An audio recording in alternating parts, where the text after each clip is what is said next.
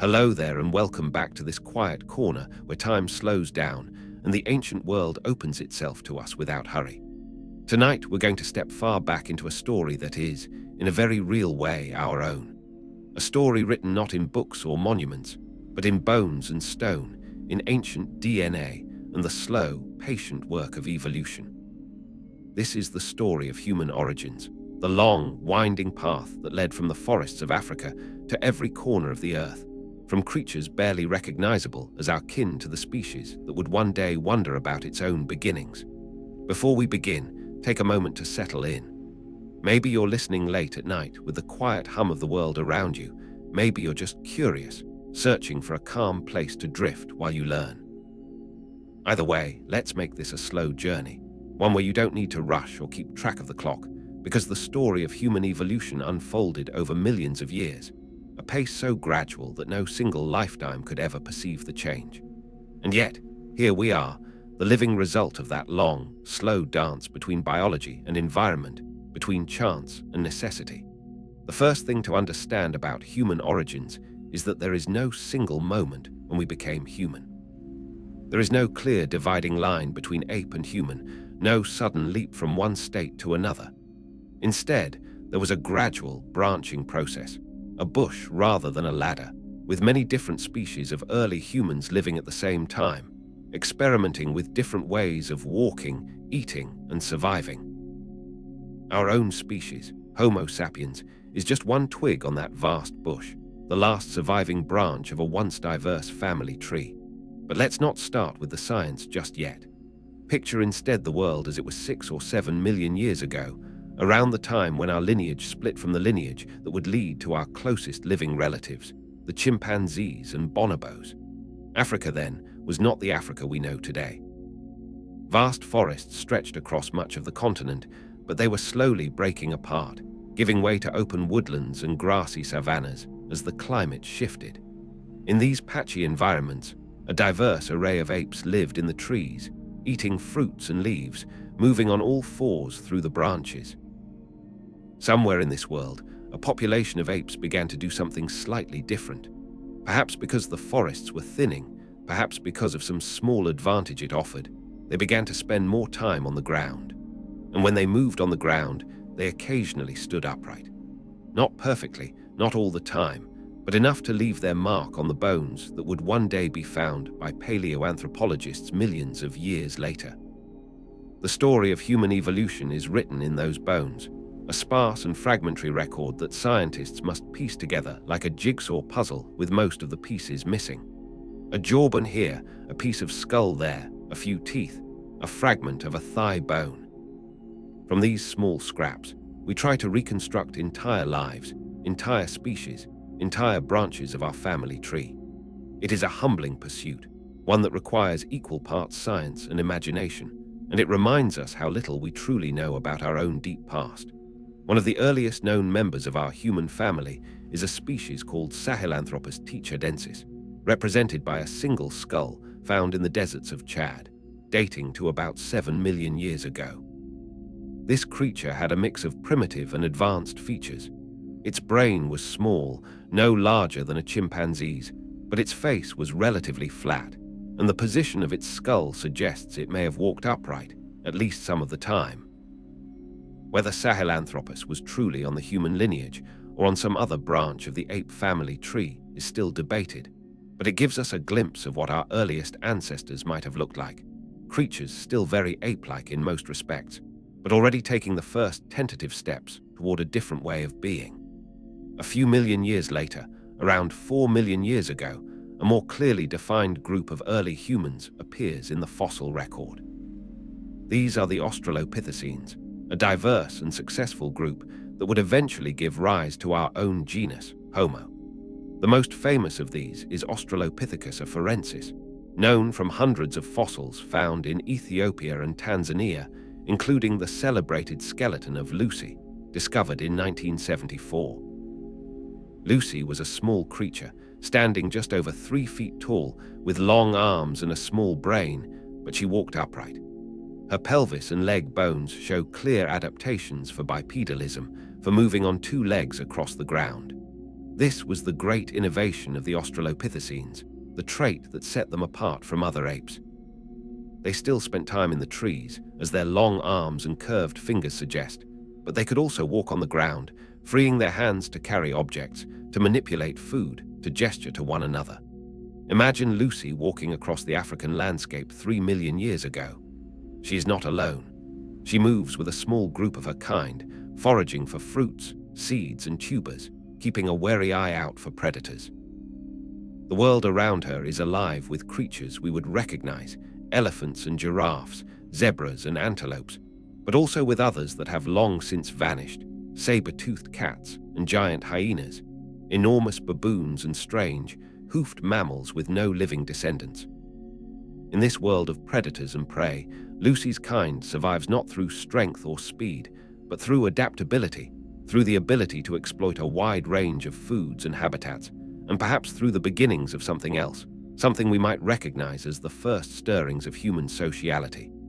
The Australopithecines were successful. They spread across much of Africa and diversified into many different species. Some were small and gracile, like Lucy. Others were larger and more robust, with massive jaws and teeth adapted for chewing tough plant foods. For millions of years, these various Australopithecines shared the landscape, each occupying its own ecological niche, each finding its own way to survive. But around 2.5 million years ago, something changed. The climate shifted again, becoming cooler and drier, and the forests shrank further. In response to these new conditions, a new kind of human appeared, one with a larger brain and a different way of making a living. This was the first member of our own genus, Homo habilis, the handy man, so named because of the stone tools found alongside its bones. Homo habilis was not dramatically different from the Australopithecines in terms of body size or brain size. Its brain was larger, about half the size of a modern human's, but still small by our standards. What set it apart was its behavior. These creatures had learned to knock one stone against another to create sharp flakes, tools that could cut through hide and meat, that could scrape flesh from bone, that could crack open bones to get at the nutritious marrow inside. This was a revolutionary development. With stone tools, early humans could access new food sources, could butcher animals much larger than themselves, could process tough plant foods more efficiently. Meat became a regular part of the diet, and meat is rich in calories and nutrients, the kind of fuel that can support a larger, more expensive organ like the brain. There is a feedback loop here. Tools allow access to better food. Better food fuels brain growth. Larger brains allow for better tools. Once this loop started, it would continue for millions of years, driving the evolution of our lineage in a direction unlike any other. For the next million years, various species of early Homo lived in Africa, making and using stone tools, gradually expanding their range and their ecological niche. They were still small-brained compared to us, still physically primitive in many ways, but they were on a path that would eventually lead to something new. Around 1.8 million years ago, a new species appeared that would prove to be the most successful and long-lived of all the early humans. This was Homo erectus, the first of our ancestors to truly break out of Africa and spread across the globe. Homo erectus was taller and larger-brained than its predecessors, with a body nearly as large as our own. It made more sophisticated stone tools, including hand axes that were shaped symmetrically and carefully, tools that required planning and skill to produce. Homo erectus was also the first of our ancestors to control fire, though the evidence for this is still debated. At sites in Israel and South Africa, dating to around 400,000 years ago, there are signs of hearths, of burned bones and stones arranged in circles. Fire would have been a transformative technology, providing warmth in cold climates, light in the darkness, protection from predators, and a means to cook food, making it easier to digest and freeing up even more energy for that expensive organ, the brain. With fire, with better tools, with larger brains and more complex social lives, Homo erectus spread out of Africa and into Asia. We find its fossils in Georgia, in Indonesia, in China, a testament to the adaptability and success of this species. And in some places, Homo erectus survived for an astonishing length of time. The last known populations lived on the island of Java as recently as 100,000 years ago, long after other, more advanced humans had appeared. But while Homo erectus was spreading across Asia, Africa remained the engine of human evolution. Here, new species continued to emerge, each with a slightly larger brain, each with more sophisticated tools. Around 600,000 years ago, a population in Africa gave rise to a species that we call Homo heidelbergensis, named for a jawbone found in Germany but known from fossils across Africa and Europe. Homo heidelbergensis was large-brained and physically robust, with a face that was beginning to look more like ours. These were the first humans to build shelters, to hunt large animals regularly, to perhaps even bury their dead. At a site in Spain called Cima de los Huesos, the Pit of Bones, researchers have found the remains of at least 28 individuals, all deposited in a deep shaft within a cave. Whether this was a burial, a ritual, or simply a natural accumulation is still debated, but the care with which the bones were preserved suggests something important was happening, something beyond mere survival. From Homo heidelbergensis, two distinct lineages would emerge. In Europe, this population would evolve into the Neanderthals, our closest extinct relatives. In Africa, it would evolve into us, Homo sapiens. The split between these two lineages happened sometime around 400,000 or 500,000 years ago, though they would continue to exchange genes whenever they met, as we now know from the DNA of living people. The Neanderthals are perhaps the most misunderstood of all our relatives. For decades, they were portrayed as brutish, simple, and inferior, the classic caveman stereotype. But we now know that this picture is completely wrong. Neanderthals had brains as large as ours, perhaps even larger on average. They made sophisticated tools, including composite implements made from multiple materials. They controlled fire, they built shelters, they made clothing from animal hides. They cared for their sick and injured, as shown by skeletons with healed injuries that would have been debilitating, evidence that others helped them survive. There is even evidence that Neanderthals engaged in symbolic behavior. They used pigments, possibly to paint their bodies or even cave walls. They collected feathers and shells, perhaps as personal adornments. At some sites, there are hints of burial, of bodies placed in grave with care, though whether this represents ritual or simply disposal is still debated.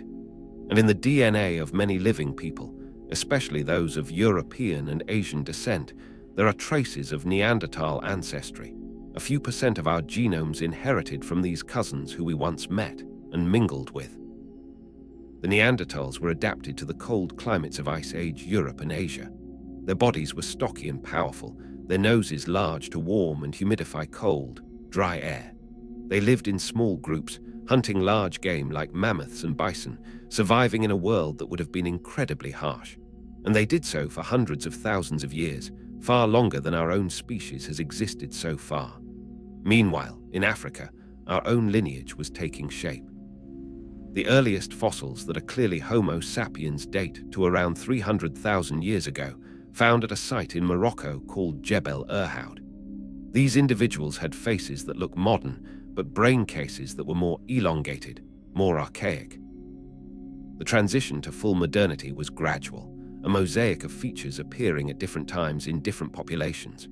For most of our early history, Homo sapiens lived much like other humans, making stone tools, hunting and gathering, living in small, mobile groups.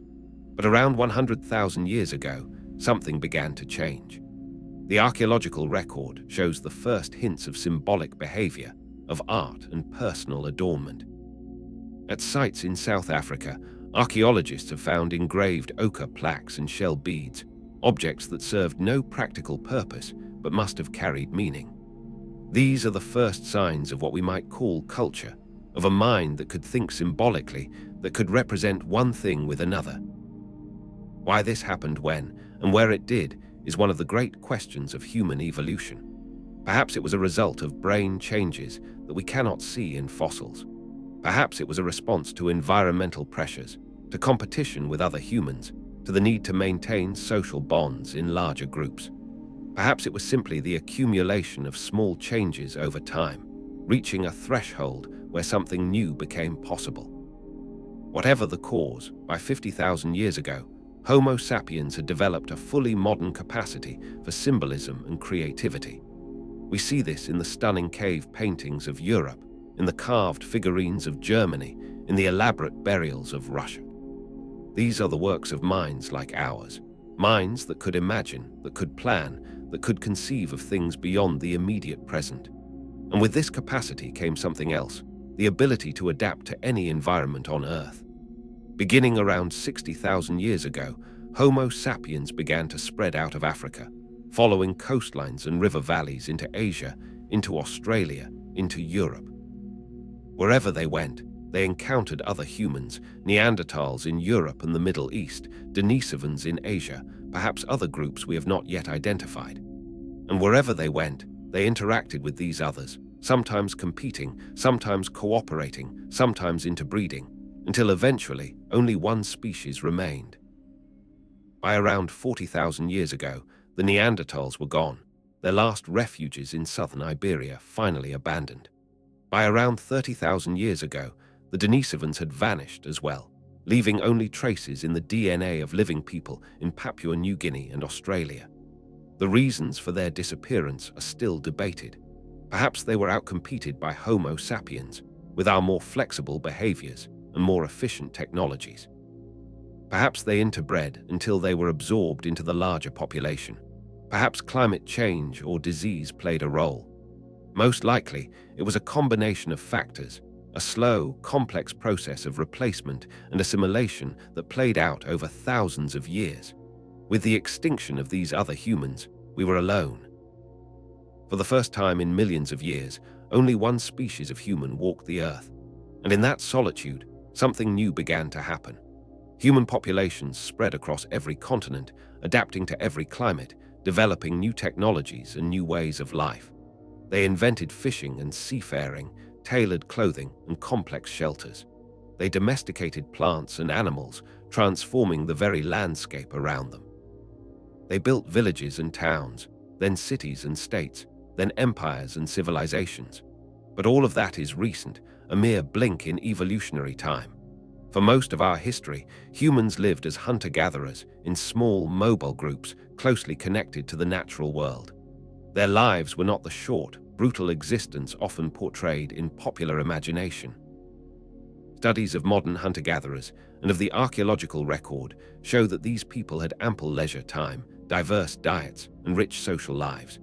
They knew their landscapes intimately, the habits of every animal, the properties of every plant, the location of every water source. They told stories, made music, painted and carved, and passed down knowledge across countless generations. This was the world that shaped us, the environment in which our minds and bodies evolved. Our love of fatty and sugary foods, our ability to cooperate in large groups, our capacity for language and symbolism, all of these were forged in the crucible of the hunter-gatherer life. We carry the traces of that deep past in everything we do, even if we no longer remember it. And so we come to the present, to ourselves. We are the product of millions of years of evolution, of countless generations of humans and near-humans who lived and loved and struggled and died. Their bones lie buried beneath our feet, their tools rest in museum drawers, their genes flow in our blood. We are not separate from them, not the end point of a journey, but simply the latest chapter in a story that is still being written. If you could walk back through time now, step by step, past the cities and farms of the present, past the first villages and the last hunter-gatherers, past the Neanderthals and the Denisovans, past Homo erectus and Homo habilis, past Lucy and her kind, past the first apes who stood upright, back to the very beginning of our lineage, what would you see? You would see creatures becoming gradually more familiar, changes so slow they would be imperceptible from one generation to the next. But over millions of years, they would add up to something extraordinary, a transformation from ape to human, from forest dweller to world wanderer, from one small population in Africa to 7 billion people spread across every continent. And at every step along the way, you would see survival, adaptation, persistence. You would see creatures finding a way to live in a changing world, to pass on their genes and their knowledge to the next generation. You would see the slow accumulation of tiny advantages, the gradual refinement of tools and behaviors, the emergence of language and culture and art. And you would see, perhaps most importantly, connection, the unbroken chain of life and death and birth that links us to those distant ancestors, that makes their story our own. The story of human origins is not just about the past. It is about who we are and how we came to be. It is about the deep roots of our humanity, the traits we share with all people everywhere, and the long journey that brought us to this moment. And in understanding that story, we can perhaps better understand ourselves, our strengths and our weaknesses, our capacities and our limitations, our place in the grand sweep of life on Earth. So let's keep walking through this deep past together. The path is long and the evidence is fragmentary, but the story is worth telling, worth hearing, worth carrying with us as we go about our lives. For in that story, we find not just facts and dates, but something more, a sense of connection to all the humans who came before, a reminder that we are part of something larger than ourselves. Now, let's go back to the beginning, to the very first stirrings of our lineage, and trace that long, winding path step by step. The story of human evolution begins not with humans at all, but with the great apes. Around 10 million years ago, Africa was home to a diverse array of ape species, some of which were our direct ancestors, others the ancestors of chimpanzees and gorillas, still others that would leave no descendants at all. These apes lived in the forests that then covered much of the continent, moving through the trees on all fours, eating fruits and leaves, living in social groups. But the world was changing. As the global climate cooled, the forests began to shrink and fragment, replaced by more open woodlands and grasslands. This created new opportunities for creatures that could adapt to these new environments, that could move between the shrinking forest patches, that could exploit the resources of the expanding savannas. Around 7 million years ago, the first clear evidence of our separate lineage appears. At a site in Chad, a team of paleoanthropologists discovered a skull that would become famous, Sahelanthropus tichadensis. This creature had a small brain, about the size of a chimpanzee's, but its face was relatively flat, and the position of its skull suggests it may have walked upright. The environment in which it lived was a mosaic of forest and grassland, exactly the kind of place where a new way of moving might have been advantageous. Whether Sahelanthropus was truly on the human lineage is still debated. The fossil evidence is fragmentary, limited to that single skull and a few jaw fragments. But it gives us a glimpse of what our earliest ancestors might have looked like, creatures still very ape-like, but already showing hints of the changes to come. A few million years later, around 6 million years ago, another species appears in the fossil record, Aurorintugenensis, found in Kenya. Again, the fossils are fragmentary, but they include thigh bones that clearly show adaptations for bipedalism.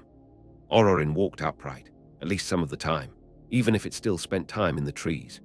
Around the same time, in Ethiopia, another species, Ardipithecus cadabra, shows similar adaptations. And then, around 4.4 million years ago, we have more complete fossils of Ardipithecus ramidus, a species that gives us our first real look at what these early hominins were like. Ardi, as the most complete skeleton is known, was a creature of the woodlands. She had long arms and grasping feet, perfect for climbing in trees. But she also had a pelvis that allowed her to walk upright on the ground. She was not a dedicated biped like later humans, but a creature that moved comfortably in both worlds, the trees and the ground. Ardi's teeth tell us something about her diet. They are not specialized like those of later hominins, but generalist teeth, suited for eating a wide range of foods, fruits, leaves, perhaps insects, and small animals. This dietary flexibility would have been an advantage in the changing environments of the time, allowing Ardipithecus to survive when food was scarce. Around 4 million years ago, a new group of hominins appears, the Australopithecines. These were more committed bipeds than Ardipithecus, with pelvises and leg bones clearly adapted for walking on 2 legs. They still had long arms and curved fingers, suggesting they spent time in the trees, but their primary mode of movement on the ground was upright. The best-known Australopithecine is Australopithecus afarensis, the species of Lucy. Lucy lived about 3.2 million years ago in what is now Ethiopia. She was small, just over 3 feet tall, with a brain about the size of a chimpanzee's. But she walked upright, as shown by her pelvis, her thigh bones, and even the famous footprints preserved in volcanic ash at Litoli in Tanzania. Those footprints, made by 3 individuals walking across freshly fallen ash, are among the most moving fossils ever discovered. They show that these early humans walked with a stride very like our own, heel first, then toe, with the big toe aligned with the others. They were not chimpanzees shuffling awkwardly on 2 legs, but accomplished bipeds, comfortable and efficient in their upright gait. Australopithecus afarensis lived in a world of open woodlands and grasslands, alongside elephants and giraffes, antelopes and horses, and predators like saber-toothed cats and giant hyenas.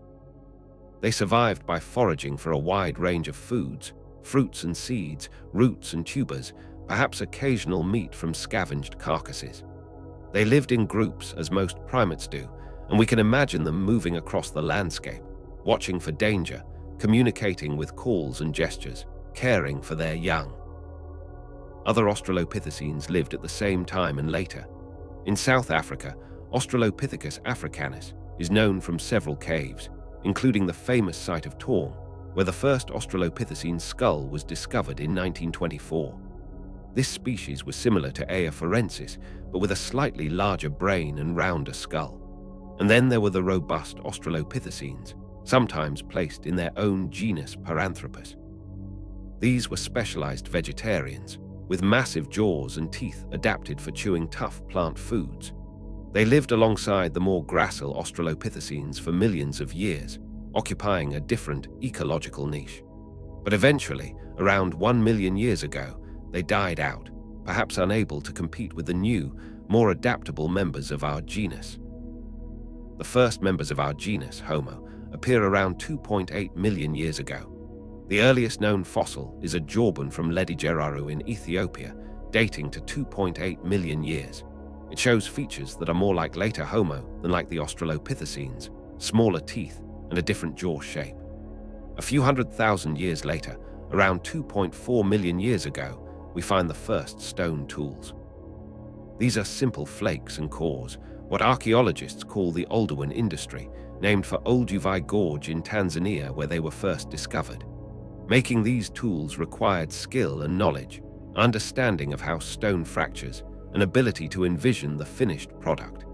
It was a cognitive leap, small by our standards, but revolutionary at the time. The first well-known species of Homo is Homo habilis, the handyman, named by Louis and Mary Leakey after their discoveries at Olduvai Gorge. Homo habilis lived between about 2.4 and 1.6 million years ago.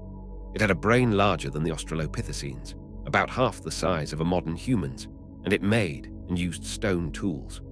Homo habilis was still small-bodied, with long arms that suggested still spent time in the trees. But its teeth were smaller than those of the Australopithecines, a sign that its diet was changing, perhaps including more meat, and its brain was larger, a trend that would continue in later humans. Around 1.8 million years ago, a new species appeared that would prove to be the most successful of all the early humans. Homo erectus was taller and larger brained than its predecessors, with a body nearly as large as our own.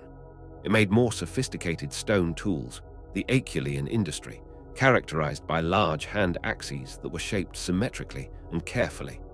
Homo erectus was also the first human to leave Africa.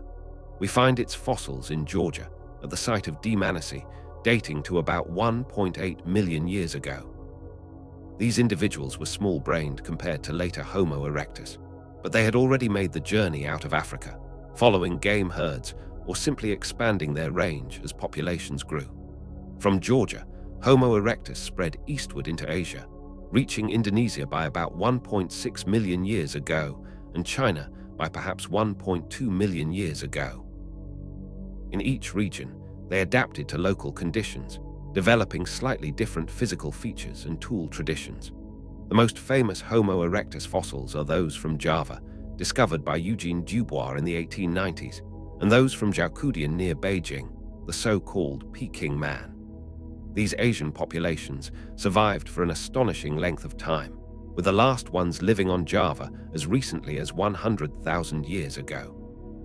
In Africa, Homo erectus continued to evolve, gradually increasing in brain size and developing more sophisticated behaviors. Around 1 million years ago, we see the first evidence of controlled fire at sites in South Africa and Israel. This would have been a transformative technology, providing warmth, protection, and a means to cook food. Around 600,000 years ago, a new species emerged from African Homo erectus, Homo heidelbergensis.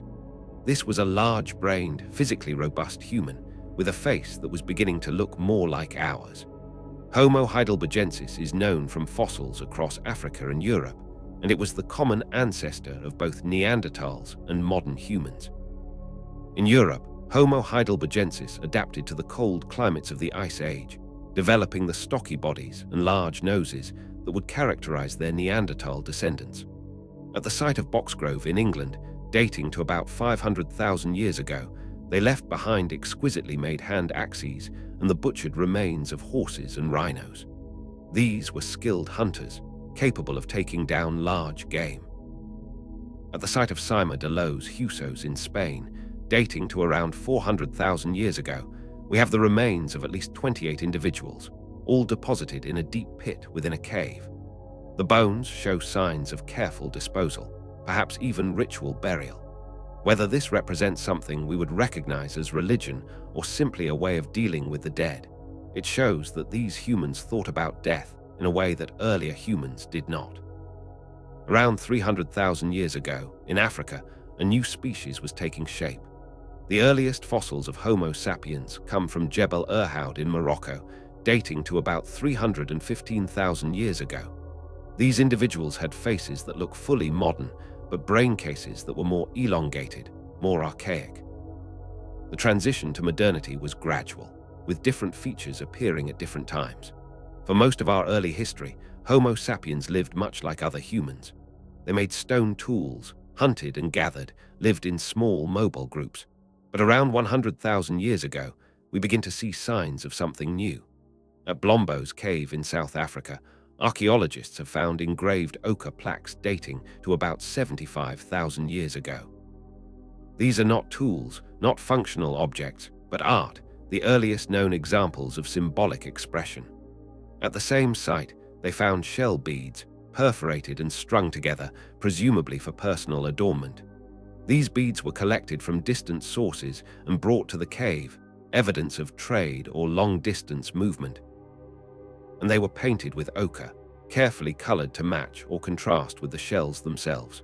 These are the first clear signs of what we call modern human behavior, the capacity for symbolism, for art, for thinking about things beyond the immediate present. They suggest that by this time, human minds were like ours, capable of imagination, of abstraction, of conceiving of things that do not exist in the physical world. Why this happened when and where it did is still debated. Perhaps it was a result of brain changes that we cannot see in fossils, a reorganization of neural connections that enabled new ways of thinking. Perhaps it was a response to environmental pressures, to population growth, to competition with other humans. Perhaps it was simply the accumulation of small cultural innovations over time, reaching a threshold where something qualitatively new emerged. Whatever the cause, by 50,000 years ago, fully modern human behavior was widespread. In Europe, the first modern humans, known as the Cro-Magnons, produced spectacular cave paintings at sites like Chauvet and Lascaux. These paintings are not crude or primitive. They are sophisticated works of art, showing a deep understanding of animal anatomy and movement, a mastery of line and color, a sense of composition and perspective. In Germany, they carved figurines from mammoth ivory, including the famous lion man of Hohenstein-Stadel, a creature half human, half lion, standing about a foot tall. This is not a representation of something seen, but something imagined, a mythical being that never existed. It is proof of a mind that could conceive of the supernatural, that could think in metaphors and symbols. In Russia, at sites like Sungir, they buried their dead with elaborate grave goods, including thousands of ivory beads, spears, and jewelry. The care taken with these burials suggests beliefs about death and what comes after, a concern for the dead that goes beyond simple disposal. This was the human capacity fully realized, the ability to think symbolically, to create art and music, to imagine gods and monsters, to conceive of past and future, to ask questions about meaning and purpose. And with this capacity came something else, the ability to adapt to any environment on Earth. Beginning around 60,000 years ago, modern humans began to spread out of Africa. The exact timing and routes are still debated, but the genetic evidence tells us that all non-African people today are descended from a single population that left Africa around that time, probably crossing the Bab el-Mandeb Strait, the southern end of the Red Sea, or following the Nile Valley northward into the Middle East. From there, they spread rapidly along the coasts of southern Asia, reaching Australia by at least 50,000 years ago. This required crossing open water, building rafts or boats capable of carrying people and supplies. It was a feat of seafaring that would not be matched for tens of thousands of years. Other groups moved northward into Europe, arriving around 45,000 years ago. Here they encountered the Neanderthals, who had lived in Europe for hundreds of thousands of years. For several thousand years, the two species coexisted, competing for resources, perhaps interacting in various ways. We know from DNA that they interbred. Most people of European and Asian descent have about 2% Neanderthal DNA, a legacy of those ancient encounters. Some of these Neanderthal genes have proven useful, helping us adapt to cold climates and fight off infections. Others are neutral or even slightly harmful, but they persist as a reminder of our intertwined history. By around 40,000 years ago, the Neanderthals were gone. The last known sites are in southern Iberia, dating to about 37,000 years ago. Why they disappeared is still debated. Perhaps they were outcompeted by modern humans with our more sophisticated tools and behaviors. Perhaps they interbred until they were absorbed. Perhaps climate change or disease played a role. Most likely, it was a combination of factors, a slow decline rather than a sudden extinction. In Asia, modern humans encountered another group of archaic humans, the Denisovans, known only from a few bones and teeth found in a cave in Siberia. DNA from these fossils shows that they interbred with modern humans as well, with the highest levels of Denisovan ancestry found in Papua New Guinea and Australia. These people carry about 5% Denisovan DNA, genes that may have helped them adapt to the unique environments of their island homes. With the extinction of these other humans, we were alone. For the first time in millions of years, only one species of human walked the earth. And in that solitude, we continued to spread, reaching the Americas by at least 15,000 years ago, crossing the Bering Land Bridge from Siberia into Alaska, and then spreading southward through ice-free corridors or along the Pacific coast. By 10,000 years ago, humans had colonized every continent except Antarctica. They had adapted to every climate, from the frozen Arctic to the steamy tropics, from arid deserts to dense rainforests.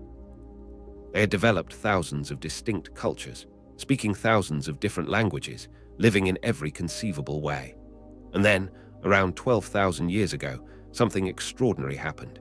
In several parts of the world, independently and apparently without contact, humans began to domesticate plants and animals. They settled down in permanent villages, stored food for the lean seasons, and developed new technologies like pottery and grinding stones. This was the Neolithic Revolution, the transition from hunting and gathering to farming. Farming changed everything. It allowed for larger populations, for the accumulation of surplus, for the development of specialized crafts and trades. It led to the first towns and cities, the first complex societies, the first writing and mathematics, the first states and empires. In just a few thousand years, the world was transformed. But farming also brought new problems. A diet based on a few staple crops is less nutritious than a varied hunter-gatherer diet. Living in dense settlements with domestic animals led to new diseases. Social inequality emerged, with some people accumulating wealth and power while others labored in poverty. Warfare became more common and more deadly. Yet despite these challenges, farming spread across the globe, adopted or developed by people everywhere. By 2,000 years ago, most humans lived in agricultural societies, though hunter-gatherers persisted in many regions, and some continue to live that way today. The story of human evolution does not end with farming. It continues through history and into the present, as our species continues to change and adapt. We are still evolving, still responding to the pressures of our environment, still shaped by the forces that have always shaped life on Earth. In recent millennia, those pressures have changed. We have altered our environment so profoundly that we are now the dominant force shaping the planet. We have developed medicine and sanitation that have reduced the death rate from disease. We have created technologies that allow us to overcome many of the limitations that constrained our ancestors. But we still carry the legacy of that deep past in our bodies and our minds. Our cravings for sugar and fat, once adaptive in a world of scarce resources, now contribute to obesity and diabetes in a world of abundance. Our tendency to form groups and distinguish between us and them, once essential for survival in small bands, now fuels conflict and prejudice. Our capacity for cooperation and empathy, once crucial for raising children and hunting together, now allows us to build societies of unprecedented scale and complexity. We are, in a very real sense, Stone Age minds living in a modern world. And understanding that, understanding where we came from and how we got here, can help us navigate the challenges we face. It can remind us of what we share with all people everywhere, our common humanity, our common origins, our common fate on this small planet. And so, we come to the end of this long journey through human origins. We have traveled millions of years, from the forests of Africa to every corner of the globe, from small-brained apes to the self-aware species that now shapes the fate of the planet. We have met our ancestors and our cousins, some familiar, some strange, some known only from a few fragments of bone. We have traced the slow accumulation of changes that made us who we are. If you could stand now at the beginning of that journey and look forward to the present, you would see a path that is not straight or simple, but branching and complex, full of dead ends and false starts, of species that thrived for millions of years and then vanished, of chance events and contingent outcomes. You would see that there is no inevitable progression, no ladder of progress leading inevitably to us. We are not the goal of evolution, not the pinnacle of creation, but simply one branch of a vast and diverse family tree, the only branch that happened to survive. And in that survival, in that long persistence against the odds, there is something humbling and something inspiring. Humbling because it reminds us of our fragility, of how easily the thread could have been broken. Inspiring because it shows us what life can achieve, given time and opportunity. The story of human origins is our story. It is written in our bones and our genes, in the tools we left behind and the art we created, in the languages we speak and the cultures we build. It connects us to every person who ever lived, to every human who ever laughed or loved or grieved or dreamed. And it reminds us that we are part of something larger than ourselves, a story that began millions of years ago and will continue long after we are gone. So rest now, knowing that you are the product of an unbroken chain of life stretching back to the dawn of our lineage. Rest knowing that every ancestor who survived, who found food and avoided predators, who raised children and passed on knowledge, contributed to your existence. Rest knowing that you carry within you the legacy of all those millions of years, the hopes and fears and dreams of countless generations. And as you drift towards sleep, let your mind wander through that deep past, through the forests and savannas of Africa, through the caves of Europe and the coastlines of Asia, through all the places where our ancestors lived and died. Imagine them there, these people who were not so different from us, who faced the same challenges and joys, who loved their children and told their stories around fires much like the ones we still gather around today. They are gone now, their bones turned to dust, their names forgotten, their languages silent. But they live on in us, in our genes and our behaviors, in our capacity for love and our hunger for meaning, in the very fact of our existence. We are their continuation, their legacy, their hope for the future. And in that sense, they are not really gone. They are here in the quiet spaces of our minds, in the shape of our faces and the way we walk, in the stories we tell and the dreams we dream. They are with us always, a silent presence in our lives, a reminder of where we came from and who we are. So let the story of human origins fade gently into the background now, like the embers of a dying fire, like the last light of a setting sun.